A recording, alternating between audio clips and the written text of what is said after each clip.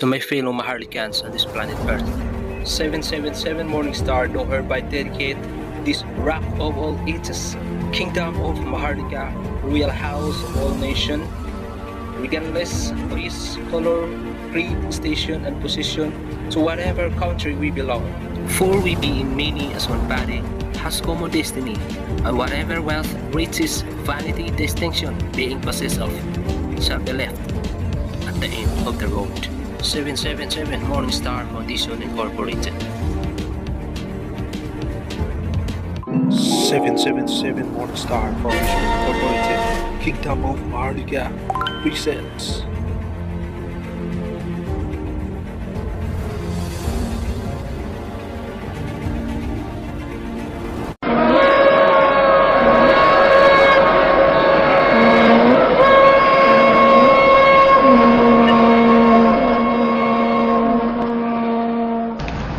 Mga mahal naming kaibigan, ngayon na ang panahon.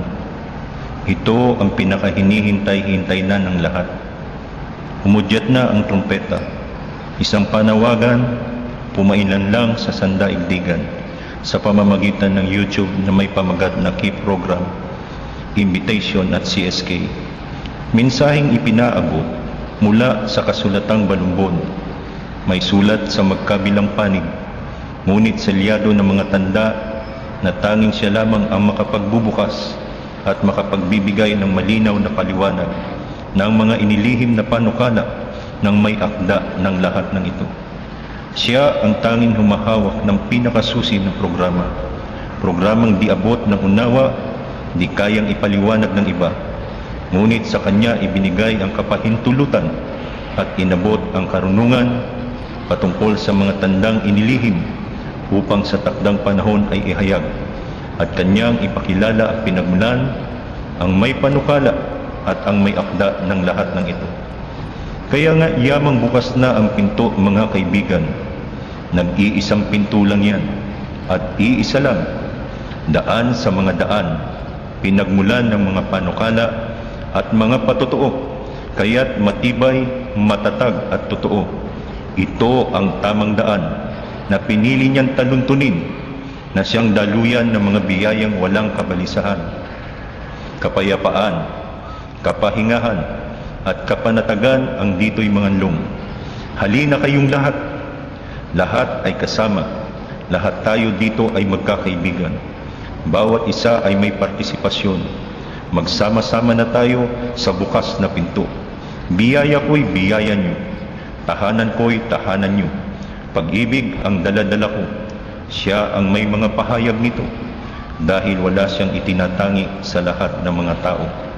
Ngayon na ang panahon ng pakikipagkaisa, ng pakikipagkasundo sa Kanya. Napapanahon na ang pagbabagong buhay. Piliin natin ang mabuti at yan ang ibig niya. Kaya nakasunod at kinalugdan siya. Narito siya sa Pilipinas sa pagkalinga at pangangalaga ng mother control. Piniling bansa upang dito isagawa at mabuksan ang lahat ng saklaw ng programa. Kaya't narito rin ang lahat ng sagot sa mga katanungan ng nakararami na. Saan natin makikita ang gamot at lunas ng lumalalang kahirapan at mga tumitinding kaguluhan? Paano pa may sasalba ang pandaigdigang merkado na halos lugmok at baksak na sa tunay nitong kalagayan? At paano pa makababayad sa World Bank ang mga bansang baon na sa pagkakautang kung ang bawat nagiging leader ng mga bansa nila'y dito na nakadepende sa panghihiram upang mapagtakpan ang malalang kalagayan ng bansang kinabibilangan? Hanggang kailan matatapos ang pagdaing ng mga taong gutom na at mga nag-aaklas para hingin ang mga karagdagang aumento at iba't iba pang kahilingan? Kailan makakalagan ang kahirapan at sino ang maglalapat ng katarungan sa mga napagkaitan nito? Sino ang nagtataglay ng tunay na kapayapaan? Ilang inaugurasyon pa ang isasagawa para lumutang na ang iisa na lang na laging sinasabi at naririnig, ngunit hindi naman lumilitaw. Tanong, alam nyo kung bakit? Dahil ibang tao, ibang dako, ibang proseso. Wala sa kanya ang pagkukulang, mga mahal kong kaibigan. Ibinigay na niya sa nakararami ang mga detalyeng marapat na isagawa. Ngunit may nakalimot sa tunay at totoong kasunduang nakapaloob. Humanap pa at pumili ng iba, nagtayo ng sarili at kanya-kanya, dahil ang ipinapalagay, kahit wala siya, iisa lang ang patutunguhan natin. Kahit wala siya, makukuha nila ang bahagi nila. Ngunit paulit-ulit na kabiguan para sa kanila at sa mga tumutulong sa gugulin nila. Kahit lehitimo at rehistrado, mga dalang patotoong dokumento, hindi na mabuksan, di na magalaw, di na mailipat, di na magamit pa, dahil saklaw na ng programa na sumasailalim sa pandaigdigang kasunduan na pinagtibay ng mga nauna pang mga lider ng mga bansang nagkakaisa. Kaya't sa panig ng mga may accounts na ipinakikilalang pagmamay-ari na nila, ngunit ang totoo'y mula sa pinagmulan ng lahat ng bagay at hinabilin lamang sa kanila.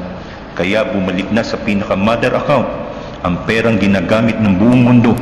Kaya ang lahat ng mga bansa ngayon ay dumaranas ng global crisis.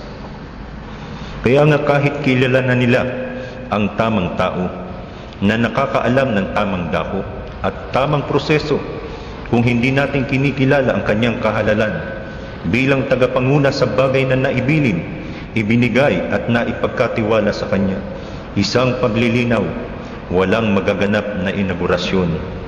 Mga mahal naming kaibigan, walang makapagsisimula ng hindi sa kanya magmumula. Yan ang proseso. Yan ang prosesong ibinilin maging sa kanya. Siya man ay nasa pagsunod lang.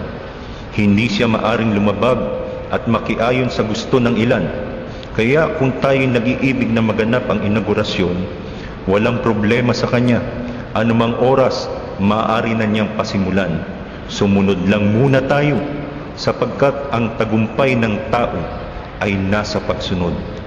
Panahon na ng pagtatawid ng lahat ng mahalagang bagay. Siya ang susi sa pagkakalag ng kahirapan ng buong mundo mula sa mga mahalagang bagay na ipinagkatiwala na sa kanya.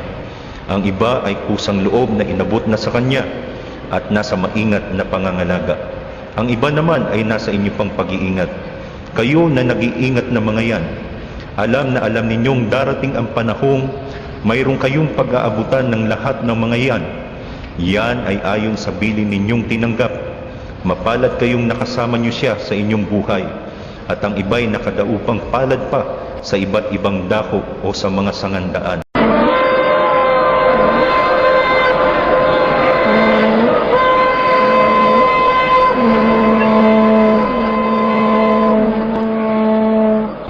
Our dear friends, now is the time, the most awaited time by all. The trumpet has sounded. The call was heard around the world through a YouTube video entitled E-Program Invitation at CSK. This message came from a scroll document with writings on both sides, but sealed with signs only him can open.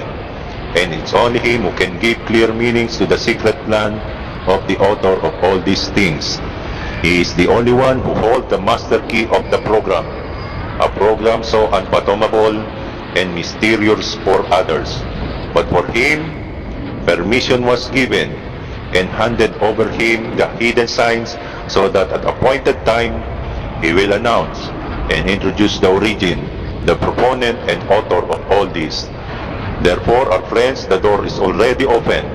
This is only one door and the only door, the fat among fats, origin of all plans and declaration, and hence strong, firm, and true.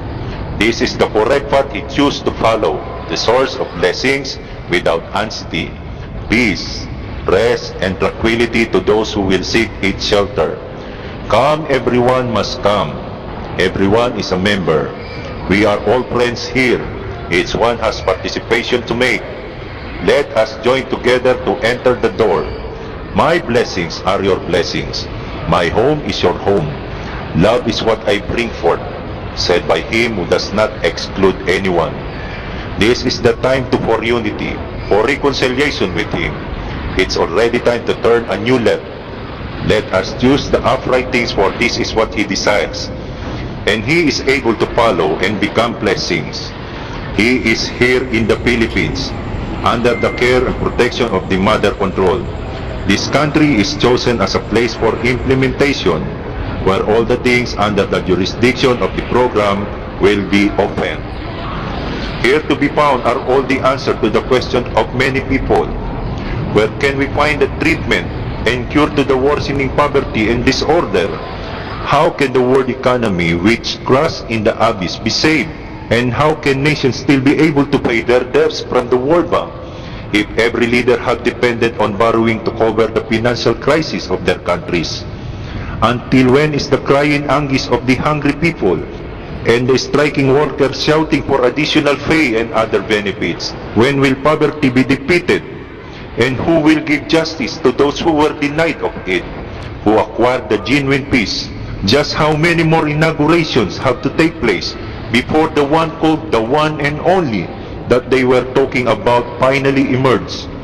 Questions you already knew the answers, because it was a different person in a different place on a different procedure. He did not commit the shortcomings, my dear friends. He gave the details to be done to the people, but there are those who forgot the true and correct attached agreements. Instead, they looked for others, founded their own, and became it for their own selves. They thought that even without him, they will be able to make it just the same. Even without him, they can get their share. But failures and repeated failures were all they got, and to all those who financed them. Even if the documents they brought are legitimate and registered, they could not make any opening, any movement, or any transfer, or make anything useful out of it, because those things are now under the jurisdiction of a worldwide treaty program agreed upon by previous leaders of United Countries. And for those who have accounts which they introduce are their very own, the truth is, the accounts came from where everything originated and was only entrusted to them for safekeeping. When the money being used by the entire world has returned to the mother account, so all the nations are experiencing global crisis now. Although they can recognize the right person, the right place, and the right process, if they do not accept his authority to lead for the entrusted things given and already handed over to him, let this be clear: no inauguration. Let this be clear: no inauguration will happen. Our dear friends, no one can start if it will not begin from him. This is the process. This is also the process which was entrusted to him. He is a follower too. He cannot disobey just to conform with others. So if we desire for an inauguration to happen, no problem with him. Anytime he can start it, we must obey first. We must obey first. A person trial depend on his obedience. It is now time to carry across all the precious things. He is the key that will untie the global poverty.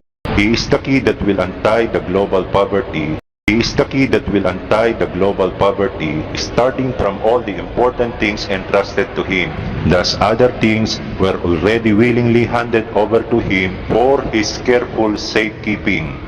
Other things are under your care. You who keep things under your care knew very well the time will come you have to hand them over to someone according to the instructions that you receive. Fortunate are those who have lived with him. Others have met him in different places and across the street. To those who knew the instructions of the message, once you see him, do not let go of your eyes on him. Once you see him, do not let go of your eyes on him. Once you see him, do not let go of your eyes on him. I shall return. This is his last message and statement given to you. Upon his return, he will bring peace. This is part of his promise to be given at the right place, at the right process, and to the right person he will choose and appoint. Therefore, his question is, are you ready? His question is, are you ready? His question is, are you ready? I will be honest with you. Once you face him, you will be tested. He will look for proof. Hope you are prepared. I will share some points to all of you to prepare yourselves for the question he may ask you, and so you can truly show evidences that prove you did something in the country of your place. Part of this is according to what we have talked about. Clippings that will confirm you have placed a half-hour TV program. Then you will view on the last part things you desire to present to him and things you would like to request from him. Let us have a concern to all the people, especially your countrymen, because all these things are for all. Do now what your position of responsibility. Do now what your position of responsibility. Inform all the concerned people. Do the fastest way to reach them and inform them. Do not deny this to anyone. All your countrymen must know this message, because by this way, those who are keeping important things and has been waiting for these signs will be the one to present those things before him. They themselves are the one to bring those things and not you, because there were instructions that came together with the precious things they received. For clarification, everyone has a part, whatever is the belief and status in life, whatever nationality or race. You can use now the media, newspaper, radio or television, computer, cell phone, and other devices. All has participation.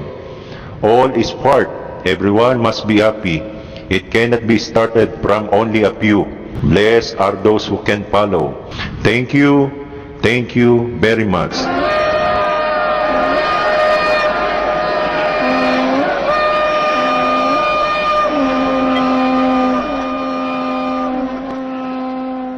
So ayun mga kapatid, iyo bang naunawaan ang malalim na mensaheng hatid ng content na ito?